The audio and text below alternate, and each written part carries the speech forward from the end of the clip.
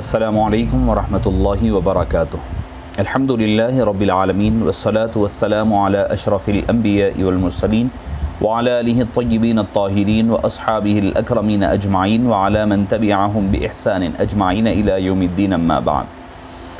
फ़क़द क़ाल अल्लाहु तबारक व तआला फ़ी शअनि हबीबिही इन्नल्लाहा व मलाइकतहु युसल्लूना अलन नबी या अय्युहल्लज़ीना आमनू सल्लु अलैहि व सल्लिमू तस्लीमा। अल्लाहुम्मा सल्लि व सल्लिम व ज़िद व बारिक अला हबीबिका सय्यिदिना व नबिय्यिना व मौलाना मुहम्मद व अला आलिहि व सहबिहि अफ़ज़ल सलवातिका व अदद मालूमातिका व बारिक व सल्लिम। सलातन व सलामन अलैका या सय्यदी या रसूलल्लाह सल्लल्लाहु तआला अलैहि वसल्लम। मुअज़्ज़ज़ सामीन किराम, शफ़ीक़ बुज़ुर्गों और अज़ीज़ साथियों, अल्लाह अज़्ज़ा व जल ने मखलूक़ खुदा की रहबरी और उनकी दीन पर कामज़न रहने के लिए और अपने परवरदिगार की हकीकत को जानने के लिए अल्लाह ताला ने वक्तन फ़वक्तन अंबियाए किराम को और रसूल इज़ाम को रवाना फरमाता रहा। हज़रत सय्यदुना आदम अलैहिस्सलाम से जिसका सिलसिला का आगाज़ हुआ और जो आप सल्लल्लाहु अलैहि वसल्लम पर जाकर के इख्तिताम पज़ीर रहा। फिर आका करीम अलैहिस्सलातु वस्सलाम के दुनिया से पर्दा फरमानी के बाद ये जो अंबियाए किराम की तशरीफ़ आवरी का सिलसिला ख़त्म नबुव्वत के हवाले से मुकम्मल हुआ और ख़त्म हो गया। यानी आप सल्लल्लाहु अलैहि वसल्लम के तशरीफ़ लाने के बाद अल्लाह ताला ने उस क़स्र नबुव्वत को मुकम्मल फ़रमा दिया। अब आपके बाद ना कोई नबी है, ना ज़िन्नी है, ना किसी भी एतबार से, यानी कोई न परतवी नबी है, ना कोई ज़िन्नी है, ना कोई तखमीनी है, कोई नबी अब पैदा हो नहीं सकता। हबीब दावर सल्लल्लाहु अलैहि वसल्लम की ज़ात मुबारका ख़ातिमुन नबिय्यीन अकमलुल अफ़ज़लुल अंबिया वल मुरसलीन बन कर के तशरीफ़ ले आई। आपके तशरीफ़ लाने के बाद दीन हनीफ़ को मुकम्मल फ़रमा दिया, नबुव्वत को का ख़ातिमा फ़रमा दिया और सारी अपनी नेमतें, रहमतें, बरकतों को हबीब दावर सल्लल्लाहु अलैहि वसल्लम पर मुकम्मल फ़रमा दिया। मगर मुअज़्ज़ज़ सामीन किराम, अगर हम तारीख़ इस्लाम को उठा कर के देखें तो हमें पता चलेगा कि आप सल्लल्लाहु अलैहि वसल्लम के बाद से, चूँकि पहले अंबिया किराम को भी जो भेजा जाता रहा, जुल्म, सितम, कुफ्र, तागूत और बुत परस्ती, बिदात व खुराफात, इसके ख़ात्मे के लिए अल्लाह ताला अंबिया किराम को रवाना फरमाता रहा। अब जब हबीब पाक सल्लल्लाहु अलैहि वसल्लम दुनिया से तशरीफ़ ले गए तो इस चीज़ की ज़रूरत सुबह क़ियामत तक बाकी रहेगी कि लोगों की तरबियत ज़ाहिरी और बातिनी दोनों तरबियतें होती रहे। ये हर वक्त की ज़रूरत और क़ासा रहा है और ज़रूरत रही है कि कोई तो कोई रहे जो इंसान तख्लीक़ खुदा और मखलूक़ खुदा की रहबरी कर सके, उनकी ज़ाहिर और बातिन को संवार सके और उनको अपने रूठे हुए खुदा से मिला सके और जिससे ताल्लुक़ अल्लाह से बंदगी का जो ताल्लुक़ कमज़ोर पड़ गया है उस कमज़ोर ताल्लुक़ को मज़बूत कर सके। अगर हम तारीख़ इस्लाम के वो रोशन बाब उठा कर के देखें, जब कभी बातिल ने सर उठाया तो अहले इस्लाम के अल्लाह ताला ने कुछ जवां मर्दों को भेजा जिनका मामला क्या था कि आईन जवां मर्दी हक़ गोई वो बेबा की, अल्लाह के शेरों को आती नहीं रूबाही। तो मुअज़्ज़ज़ सामीन किराम, ऐसे सुबुक होकर चले नेज़े की धारों पर, भारी हो गए ग़ुलामान मोहम्मद हज़ारों पर, ऐसे कई वाक़यात हमारी तारीख़ इस्लाम के पर्दों पर भरे पड़े मिलेंगे जिन्होंने वक्त के तागूत और वक्त के बातिल और वक्त के काफिरों के ख़िलाफ़ डट कर जम कर उन्होंने मुकाबला फ़रमाया है। इन्हीं चंद हस्तियान किराम में और उलमाए रब्बानियीन और फ़ुक़हा किराम, सूफ़िया किराम की ये एक तवील फ़हरिस्त है जो सहाबा किराम के अदवार मुबारक से लेकर सुबह क़ियामत तक ये जारी रहती रहेगी और इनकी ज़रिए से अल्लाह ताला लोगों की निगहदाश्त, उनकी निगहबानी और उनकी इस्लाह और उनके अक़ायद और ज़ाहिर व बातिन के इस्लाह की अल्लाह ताला ने निगरानी ज़िम्मेदारी रखी है। उन्हीं नुफूस क़ुदसिया में एक ज़ात जो बड़ी अज़ीम नज़र आती है, बरगुज़ीदा शख्सियत है आलम इस्लाम की, अज़ीम तरीन शख्सियत, सिलसिले आलिया नक्शबंदिया की मुमताज़ मैं कहूँगा कि क़दावर शख्सियत, वो है हज़रत सय्यदुना मुजद्दिद अल-फ़सानी रहमतुल्लाहि अलैहि की ज़ात पाक है, जो तारीख़ इस्लाम में अगर आप कहें तो जिनको कहा जाता है, अहादीस तय्यबा में भी कहा गया है कि हर 1000 साल पर अल्लाह ताला एक मुजद्दिद को रवाना फरमाता है और उस मुजद्दिद के ज़रिए से लोगों की इस्लाह और रहबरी हुआ करती है। तो उन्हीं ज़ात मुबारका की ज़ात हज़रत इमाम मुजद्दिद अल-फ़सानी रहमतुल्लाह अलैहि की ज़ात मुबारका है।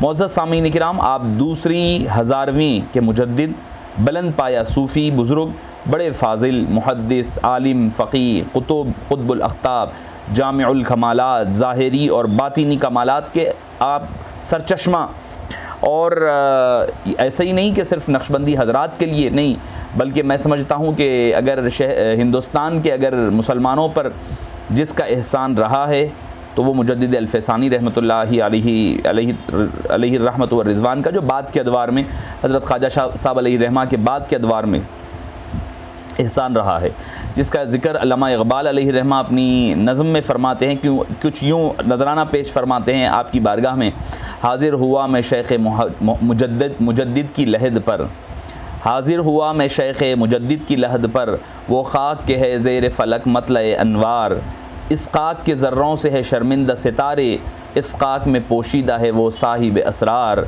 गर्दन न झुकी जिसकी जहांगीर के आगे, गर्दन न झुकी जिसकी जहांगीर के आगे, जिसके नफ़से गर्म से है गर्मी अहरार, वो हिंद में सरमाए मिल्लत का निगहबान, वो हिंद में सरमाए मिल्लत का निगहबान, अल्लाह ने बर वक्त किया जिसको ख़बरदार, अल्लाह ने जिसको किया हर वक्त बर वक्त ख़बरदार। ये कौन? अल्लामा इक़बाल, शायर मशरिक़ अलैहि रहमत व रिज़वान, जिनका हिंदो पाक में बहुत बड़ा नाम है। वो जब हाज़िर हुए हैं हज़रत मुजद्दिद अल-फ़सानी रहमतुल्लाह अलैहि की मज़ार पाक पर, तो इस तरीक़े के नज़राने अशार के ज़रिए से वो पेश फरमा रहे हैं। मुअज़्ज़ज़ सामीन किराम, आपकी विलादत बासआदत के बारे में आता है कि 14 शव्वालुल मुकर्रम 971 सन हिजरी और 1564 ईस्वी में सरहिंद में हुई।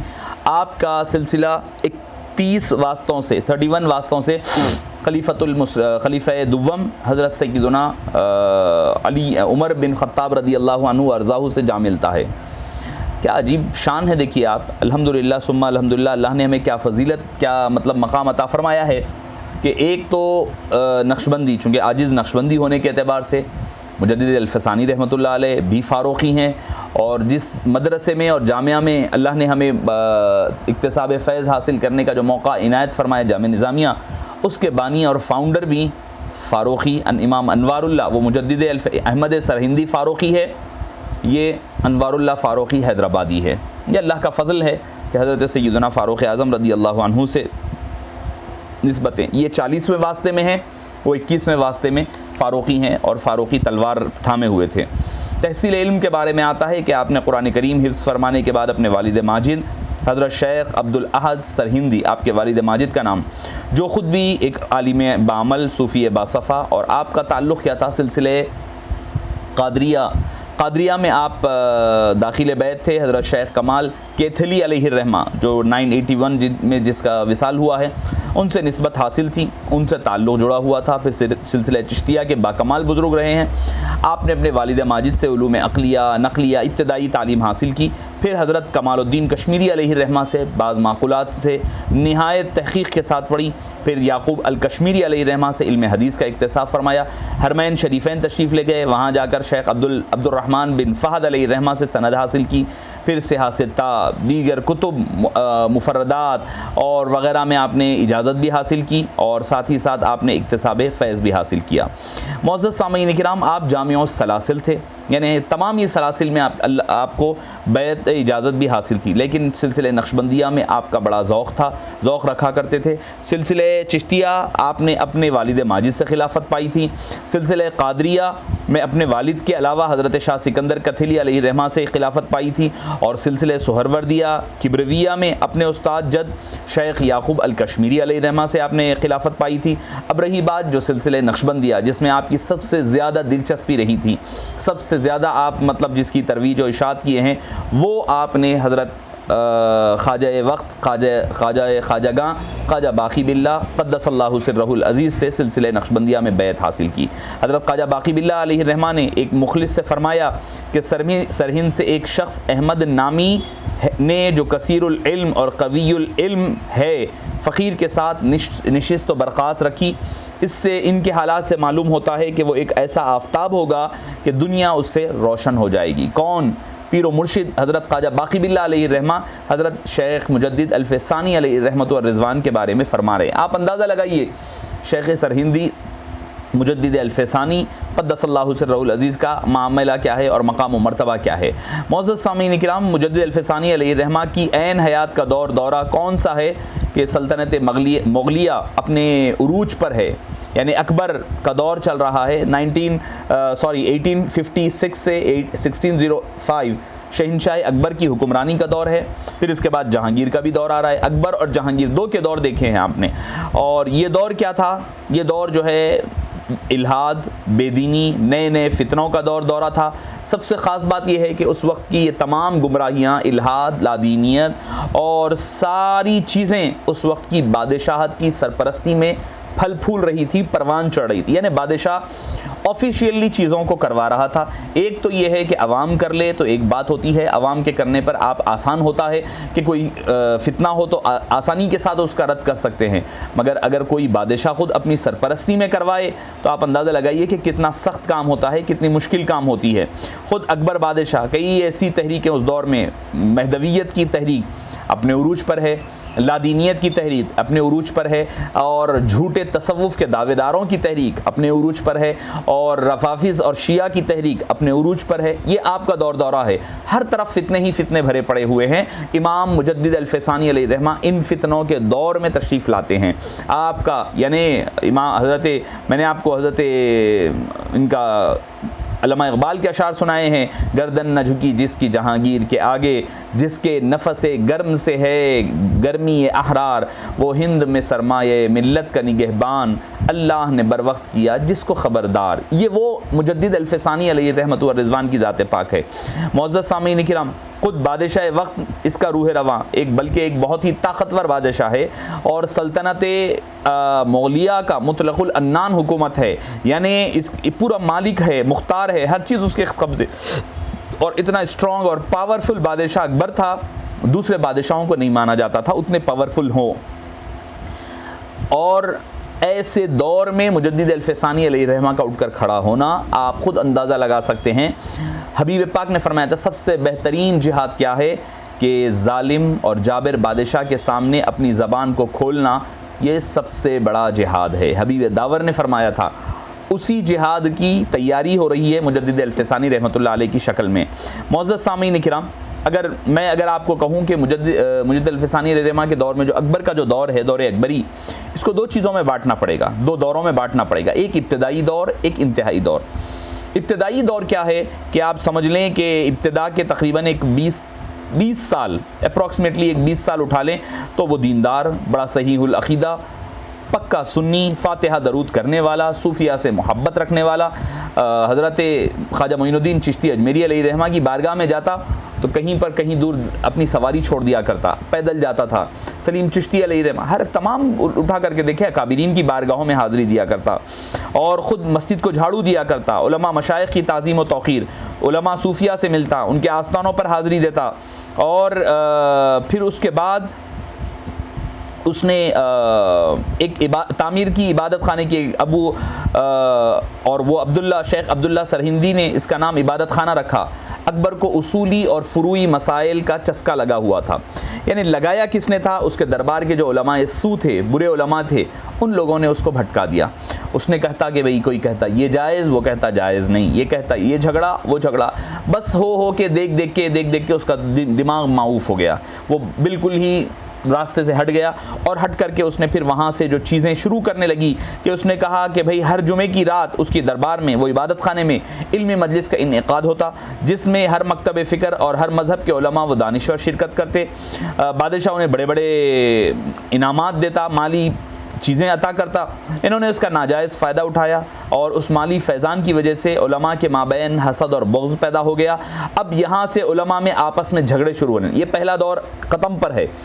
आपस के उलमा के झगड़े शुरू हुए, और होते होते अकबर उलमा से बदज़न हो गया। होते होते फिर उसने 987 हिजरी यानी 1579 ईस्वी में दरबारी उलमा ने एक महज़रनामा तैयार करवाया, जिसकी रूह से अकबर को आदिल, आक़ल और आलम यानी अक़ल सबसे बड़ा अदल करने वाला, सबसे बड़ा अक़ल वाला, सबसे बड़ा इल्म वाला करार देते हुए तमाम दरबारी उलमा से उस पर दस्तखत करवा कर बादशाह को मुजतहिद तस्लीम करवाया गया। यानी उस दौर की बात, शेख मुबारक नागौरी ने इस महज़र के नीचे ये लिखा था कि मैं इस बात का दिलो जान से ख्वाहिशमंद था और साल हा साल से इसका मुंतज़िर भी था। बादशाह को फतवा देने का इख्तियार मिल गया। फिर इज्तिहाद की राहें खोल दी गई, इमाम की राय मुस्तनद समझी गई, किसी की मुखालिफत बाकी ना रही, तहलील व हराम का इख्तिलाफ ख़त्म कर दिया गया। शरीयत के मुकाबले में इमाम यानी बादशाह की राय को फ़ौक़ियत दी जाने लगी। ये सारी चीज़ें कौन? शेख मासूम सरहिंदी अलैहिर्रहमा के आपने मकामात में लिखा है। इन हालात और माहौल को देखकर हर गैर इस्लामी तहरीकों को यहाँ पनपने का खूब मौका मिला और बातिल फ़िरक़े जो हिंदुस्तान आए उनमें सबसे ख़तरनाक फ़िरक़े नक़तुइया के अक़ायद थे। उनके नज़दीक नमाज, हज, क़ुरबानी बेअक़ली की मुतरादिफ़ था और तहारत, गुस्ल के मसाइल की भी वो मजाक उड़ाया करते। उनका अक़ीदा था कि मज़हब इस्लाम मनसूख़ हो चुका है, इसलिए अब नए दीन की ज़रूरत है। उनका मानना ये भी था कि इस्लाम की उम्र सिर्फ़ 1000 की थी, 1000 साल की थी। अब 1000 साल के लिए हमारे मुरत्तब करदा अक़ायद को मानना पड़ेगा। इस फ़िरक़े के बानी दरअसल ईरानी उलमा थे। जो शाह अब्बास सफ़वी को उनके अक़ायद का इल्म हुआ तो उसने इस फ़िरक़े के मानने वाले 1000 अफराद को मौत के घाट उतार दिया। इनमें से कुछ अफराद जान बचाकर हिंदुस्तान आ गए। ये इस फ़िरक़े के अफ़कार का असर था कि बादशाह ने 28 साल ये फ़र्ज़ कर लिया कि हुज़ूर अकरम सल्लल्लाहु अलैहि वसल्लम की बेसत के 1000 साल पूरे हो चुके और फिर उसके बाद दीन इस्लाम की मुद्दत ख़त्म हो गई, उलमा व मशाइख का किरदार ख़त्म कर दिया गया और उसने वहाँ से दीन इलाही का यानी एक नए दीन का आगाज़ किया और ऐलान कर दिया कि आज के बाद यही दीन होगा। वो दीन में होगा क्या? वो दीन में होगा ये कि हर एक के लिए बराबरी होगी। यानी क्या? सेक्युलरिज़म, जिसको आज हम नाम दिया जा रहा है सेक्युलरिज़म का, सेक्युलरिज़म के नाम पर हर चीज़ को ख़त्म किया जा रहा है। आज भी हमारे पास कुछ खुले जहन के लोग ऐसे बन गए हैं जो कहते हैं भाई हर चीज़ को एक साथ करो, ठीक है, सबका साथ लो, इनको भी लो, उनको भी लो। तो इस्लाम में तो ये नहीं हो सकता।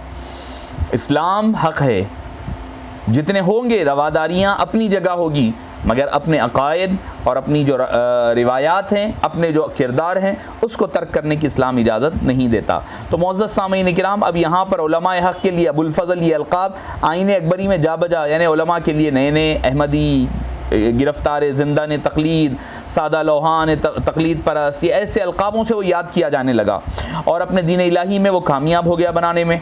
अब इसके बाद वो नबुव्वत का दावा करने की बजाय खलीफतुल्लाह होने का दावा कर दे।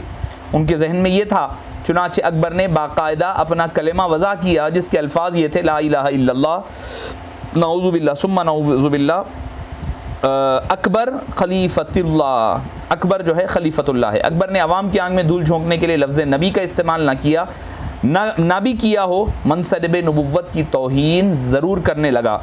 बदायूनी ने साफ लिखा है कि मुसलमानान हिंद मिजाज क़दह सरीह दर नबुव्वत मी गर्दन, मुसलमानान हिंद मिजाज नबुव्वत की क़दह करने लगे थे। अकबर के दीन इलाही के मुफ़्सदात व एतक़ादात व अहकामात जिनको मौर्रिख़ीन ने बड़ी तफसील के साथ ज़िक्र किया है। अकबर द ग्रेट मुग़ल नाम ये किताब है, इसमें नाम की किताब है, इसमें सब कुछ। देखिए आप मुजद्दिद साहब की सीरत को कब समझ सकते हैं? जब ये पता चले कि उनके हालात दौर के क्या थे, उन्होंने किन के ख़िलाफ़ ठहरा है, किसके ख़िलाफ़ आपने आवाज़ उठाई थी, ये समझना सबसे अहम होता है। मुअज़्ज़ज़ सामीन किराम, हबीब पाक सल्लल्लाहु अलैहि वसल्लम की शरीयत मुतहरा की तब्दीली, ऐसे ऐसे चीज़ों को उसने ईजाद कर दिया। वो कहता था कि भाई ठीक है, हिंदू मुस्लिम की शादी आम हो जाए, और उसने अपने दरबार में मंदिरों का बुनियादें रख दी, तमाम त्यौहारों को मनाना हर एक के लिए, और जो मुसलमानों में यानी क़ुरबानी के, हज वग़ैरह के जो अहकाम हैं उसमें तब्दीली करने का आगाज़ कर दिया। और यहाँ पर जो है मुख्तलिफ़ किस्म की बिदात, खुराफात, हर किस्म के कामों का आगाज़ कर दिया।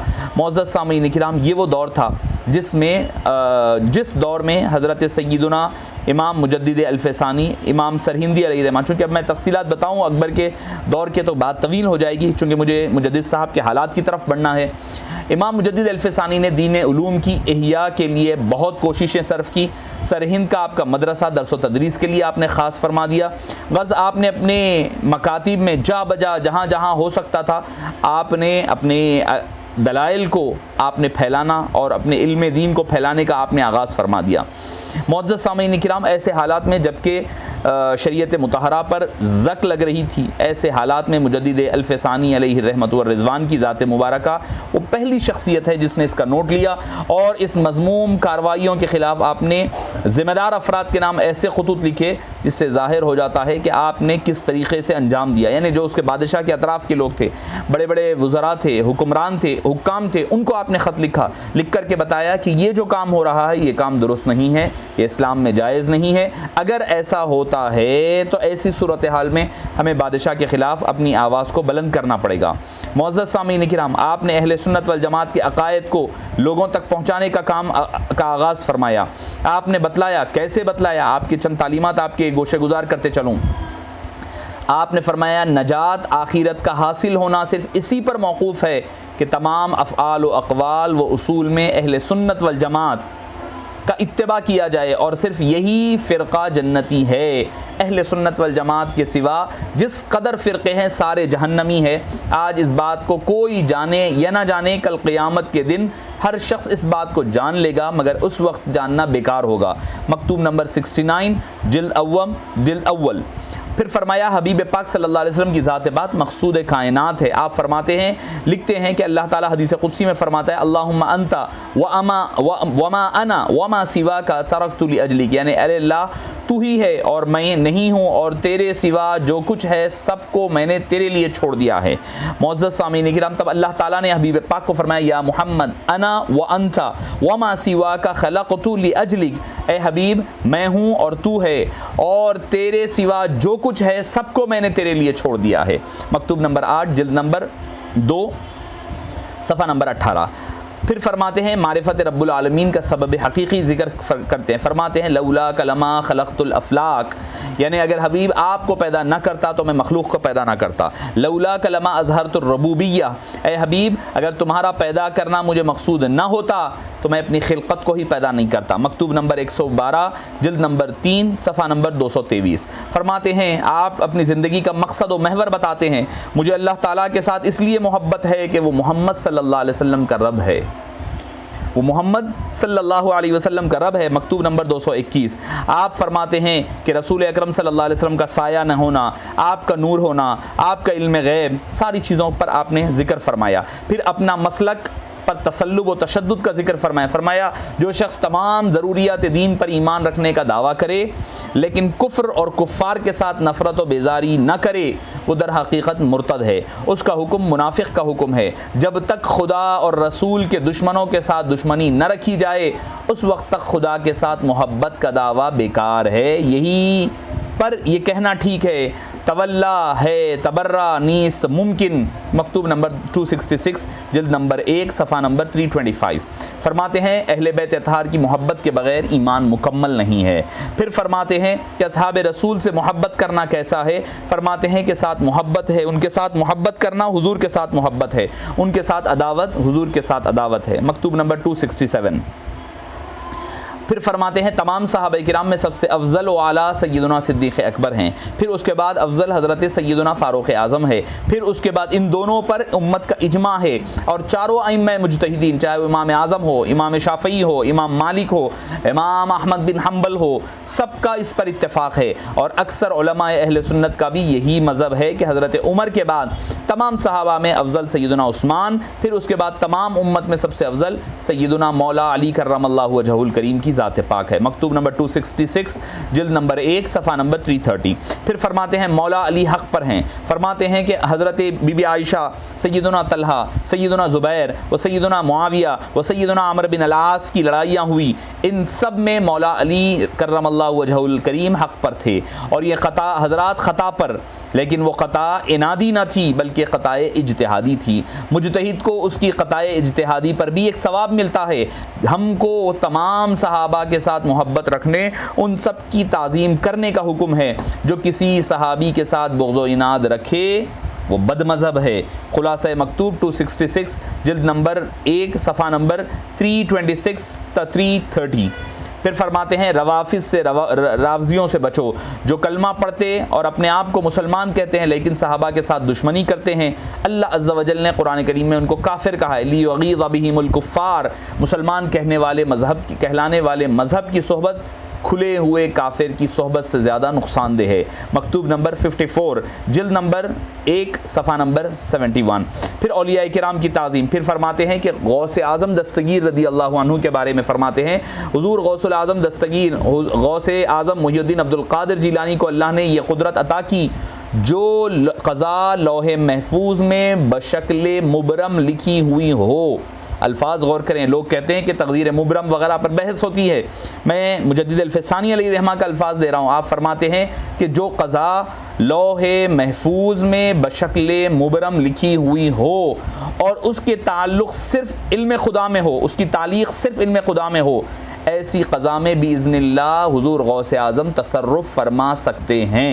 तक मकतूब नंबर 217 जिल्द नंबर 1 सफ़ा नंबर 224। मुअज़्ज़ज़ सामीन किराम, फिर आगे फरमाते हैं, हुज़ूर गौसुल आज़म के ज़माने मुबारक से क़यामत तक जितने औलिया, अब्दाल, अख्ताब, औताब, नुक़बा, नुजबा, गौस या मुजद्दिद होंगे, सब विलायत फ़ैज़ान विलायत और बरक़ात तरीक़त हासिल करने में हुज़ूर गौसुल आज़म के मोहताज होंगे।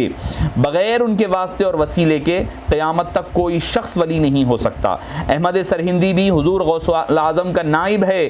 जिस तरह सूरज का परतव पड़ने से चाँद मुनव्वर होता है, इसी तरह अहमद सरहिंदी पर भी तमाम फ़यूज़ व बरक़ात हुज़ूर गौसुल आज़म की बारगाह से फ़ाइज़ हो रहे हैं। मकतूब नंबर 123 जिल्द नंबर 3 सफ़ा नंबर 248। फिर फरमाते हैं कि तक़लीद वाजिब है। फिर उसके बाद आप हिंदू देवी देवताओं को, आजकल हमारे पास भी चल रहा है कि उनको पैगंबर मानना या अवतार, फरमाया कि ये जायज़ नहीं है। ना उनको खुदा समझो, ना पैगंबर मानो, ना अवतार मानो। फरमाते हैं हिंदुओं के देवता मिसले राम व कृष्ण वगैरह काफिर वो बेदीन थे कि लोगों को अपनी इबादत की तरफ बुलाते थे और इस बात के भी कायल थे कि खुदा इनके अंदर हुलूल किए हुए हैं। हिंदू जिस राम और कृष्ण को पूजते हैं वो तो माँ बाप से पैदा हुए थे। राम विसृत का बेटा था, लक्ष्मण का भाई और सीता का खाविन था। लिहाजा ये कहना कि राम और रहमान एक ही हस्ती है, एक ही हस्ती के दो नाम है, किस तरह ठीक हो सकता है। मकतूब नंबर 167 जिल्द नंबर 1 सफ़ा नंबर 171। फिर मिलाद व उर्स के जवाज़ का अपने ज़िक्र फरमाया। बेअदब और गुस्ताखों से सुलह जायज़ नहीं है फरमाया। फिर फरमाया बादशाह हुक्मरान की हकीकत क्या है। आपने फरमाया जब तक वो दुरुस्त है, फरमाया कि बादशाह का और रियाया का मामला क्या है, जैसा कि दिल और जिस्म का मामला है। फरमाते हैं अगर दिल ठीक रहता है तो बदन भी ठीक रहता है, अगर दिल बिगड़ जाता है तो बदन भी बिगड़ जाता है। फरमाते हैं इसी तरह जब कोई बादशाह बिगड़ जाता है, हुक्मरान बिगड़ जाता है, तो उसके साथ साथ उसकी रियाया भी बिगड़ जाती है। अगर बादशाह बिगड़ जाए तो मुल्क भी बिगड़ जाएगा, ये बिगड़ना लाजिम हो जाएगा। फिर आपने शहज़ादा खुर्रम जिसको कहते हैं शाहजहां, उसको बशारत दी। एक दिन मुजद्दिद साहब तन्हा तशरीफ़ फरमा थे, शहज़ादा खुर्रम आपकी खिदमत में आया और किया कि अजीब बात है कि मैंने आपकी हर तरह तरफदारी की, हिमायत की, मगर आप मेरे हक़ में कोई दुआ करने की बजाय बादशाह वक्त के हक़ में दुआ फरमाई। आपने फरमाया मत घबरा, मुझे अल्लाह की तरफ से मालूम हुआ है कि तू अनकरीब तख्त पर बैठेगा और तेरा लक़ब शाहजहां होगा। खुर्रम ने इस्तदा की कि मुझे बतौर तबर्रुक अपनी दस्तार अता फरमा दें, तो इमाम रब्बानी ने अपनी दस्तार शहजादे को दे दी जो अरसे तक मुग़ल बादशाहों के पास बतौर तबर्रुक मौजूद रहा करती थी। मुअज़्ज़ज़ सामीन किराम, मुजद्दिद अल-फ़सानी अलैहिर्रहमा ने अपने मकतूबात के ज़रिए से अपने इल्म को फैलाते हुए आपने अकबर का रद्द फरमाया। अकबर के बाद उसका बेटा नूरुद्दीन मोहम्मद जहांगीर ने फिर जब वो तख्त पर हुआ और उसकी जानशीनी में उस वक्त एक मुजाहिद अमीर नवाब मुर्तज़ा ख़ान फ़रीद बुखारी का किलीदी किरदार था। जैसे ही जहांगीर जानशीन हुआ, हज़रत मुजद्दिद अल-फ़सानी ने अपनी ज़िम्मेदारियों का एहसास फरमाया। फिर ज़माने अकबरी में होने के फितनों के सद्देबाब के लिए एक राय अमल मुरतब फरमाया। सबसे पहले तो आपने इस को एक जो जिर गए ममदान दौलत इस्लाम नामी एक आपने चीज़ थी, उसको असर-ए-नौ मुरतब फरमाया। ये वो दीनदार उलमा अकाबिर का एक ग्रोह था जिसे मुजद्दिद अल-फ़सानी ने दौरे अकबरी में जो लादीनियत बदमज़हबियत फैल रही थी उसके सद्देबाब के लिए आपने बनाया था। मुअज़्ज़ज़ साहबीन किराम, जहांगीर मुर्तज़ा ख़ान फ़रीदी अलैहिर्रहमा के असर रसूख से अकबर का जानशीन बना था, इसीलिए उस पर उनका काफ़ी असर रसूख था। इसलिए हज़रत सबसे पहले उनकी तरफ तवज्जो की और फरमाया बादशाह, इस्लाम की तख्त नशीनी की ख़बर सब तक पहुँच गई है, और अब मुसलमान बादशाह की मदद मुआविन बन जाएं और तरवीज शरीयत और तक़वियत इस्लाम के लिए बादशाह की रहनुमाई करें। और फरमाते हैं अव्वलीन मदद ये है कि मसाइल शरइया की वजाहत की जाए, किताब व सुन्नत व इजमा के अकायद का कलामी का इजहार किया जाए, और कहीं ऐसा ना हो जाए कि कहीं ज़माने अकबरी की तरह बिदती बादशाह को कह रहे हैं, अकबर बादशाह को कह रहे हैं, बिदती बादशाह की मिजाज में रसूख ना हासिल ना कर ले और इसका कार खैर को फसाद में ना डाल दे। आपने अपने तरबियती इस्लाह का खाका इस तरह मुरतब फरमाया कि सलातीन व उमरा को खतूत लिख कर उन्हें ज़माने माजी में अकबर के दौर में होने वाले गलतियों का आपने इत्तला दी। दूसरी चीज़, बादशाह की तायद व हिमायत भी की, क्यों की, हासिल की, और बताया कि उस दौर में इनके बगैर ये काम मुश्किल है। बादशाह से करीब रहने वाले लोगों को जो सल्तनत में थे अराकीन, उनको आपने खुतूत लिख करके उन तक दीन की सही तालीम पहुँचाई। एक मकतूब में आप तरवीज शरीयत की अहमियत इस तरह लिखते हैं, आला तरीन ने की ये है कि शरीयत की तरवीज के लिए सही वो कोशिश की जाए और अहकाम शरा में एक हुक्म को जारी करना यानी राइज करना और ज़िंदा करना, खुसूसन ऐसे हालात में जबकि इस्लामी शायर मिटाए जा रहे हैं, अल्लाह अज़्ज़ा वजल की राह में करोड़हा रुपए भी खैरात कर देने के बराबर नहीं है। आपने कुछ अरसे बाद उस बेदीन उमरा को हज़रत मुजद्दिद अल-फ़सानी से बदला लेने का मौका मिला, उन उमरा को बादशाह को उकसाने का मौका मिला कि जब आप दरबार में बादशाह को सजदे ताज़ीमी करने से फिरे, भरे दरबार में इनकार कर दिया, आपको कैदोबंद की सोबतों में डाल दिया गया, जेल खानों की नज़र किया गया और आपको कैद में डाल दिया। वहाँ पर भी आपने तबलीग का काम, अब यहाँ से खुतूत लिखना शुरू किए, मकातीब लिखना आपने शुरू किया। फिर जो ही बादशाह इस्लाम के शक व शुबहात दूर हुए, आपको रिहाई मिली, फिर हुक्म हुआ कि आप लश्कर शाही के साथ रहें। फिर बादशाह की मिजाज में तब्दीली आई, हुक्म दिया चाहे तो घर चले जाएं, चाहे तो लश्कर के साथ रहें। मुअज़्ज़ज़ सामीन किराम, बहरहाल खुलासा कलाम, आप बादशाह की इस्लाह की तरफ तवज्जो इसलिए ज़्यादा फरमाते थे कि आप फरमाते थे कि बादशाह की, जो मैंने मिसाल दी है, मिसाल हाथ और दिल की है।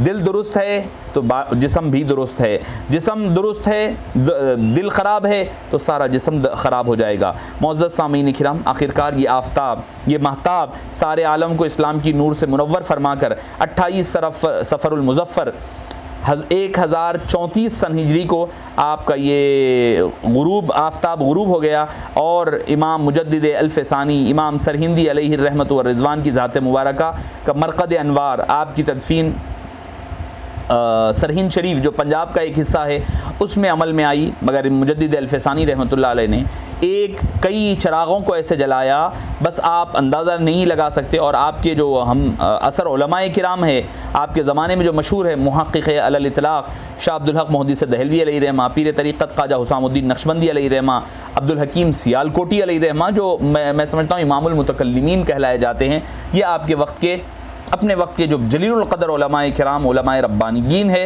वो आपके सिलसिले आलिया नक्शबंदिया के बाद में कई, तो इसमें हुसामुद्दीन नक्शबंदी अलैहि रहमा, सियालकोटी अलैहि रहमा, मुजद्दिद शाह अब्दुल हक़ साहब भी रहे हैं नक्शबंदियात के, क्योंकि वो भी ख्वाजा बाक़ी बिल्लाह रहमतुल्लाह अलैह के मुरीद रहे हैं।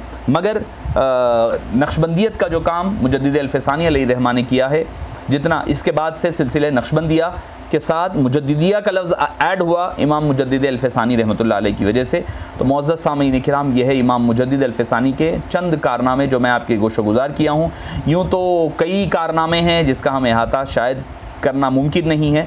अल्लाह पाक से दुआ है कि बारी ताला हज़रत के फ़यूज़ व बरक़ात से हम तमाम को मुस्तफ़ीद व मुस्तफ़ीज़ फ़रमा और आपकी तालीमात पर अमल पैरा होना हमारे लिए आसान बना दे। व आखिरु दावाना अनिल हम्दुलिल्लाहि रब्बिल आलमीन।